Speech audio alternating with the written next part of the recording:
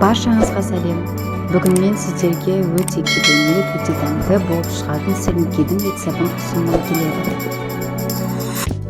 Ол үшін бізге сүзбе қажет, яғни творогтың майлылығын қалауларыңыз бойынша алсаңыздар болады, яғни құрғақ түрін немесе қатты майлы түрін алсаңыздар бола береді.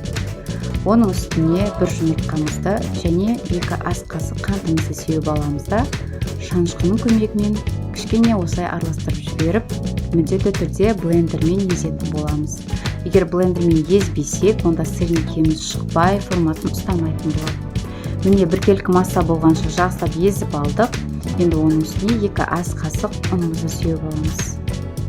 Ұнымызды сеуіп болған соң, оны жақсылап араластырып алуымыз керек.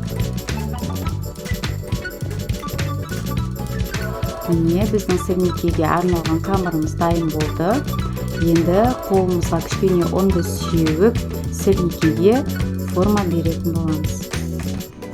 Сіріңкенің формасын, яғни қалыңдығын, биіктігін қалауларыңыз бойынша жасай берсеңіздер болады. Мен осылай 1 ас қасықтың көлемінде етіп жасайтын боламын.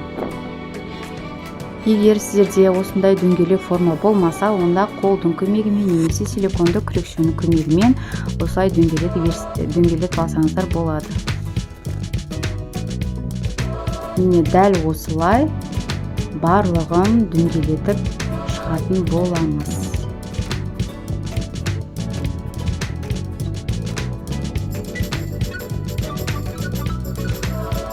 Мен сіріңкенің барлығын жасап болған соң, бірнеше минутқа тоңазытқышқа салып қоямын. Олай жасау міндетті емес, сіздер формасын келтіріп болған соң бірден пісіре берсеңіздер болады. Орташа отта табамызға майды құйып, қыздырып аламыз да, оның үстіне осылай сіріңкемізді салып шығамыз. Ескеретін жайт, біздің отымыз тым қатты болмау керек, орташа отта пісіруіміз керек. Егер қатты болатын болса, онда сырты пісіп, іші шикі болып қалады.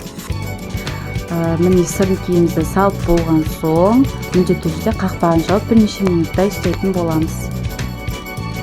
Асты қызарған соң, осылай ауыстырып, айналдырып, екінші бетін пісіріп аламыз.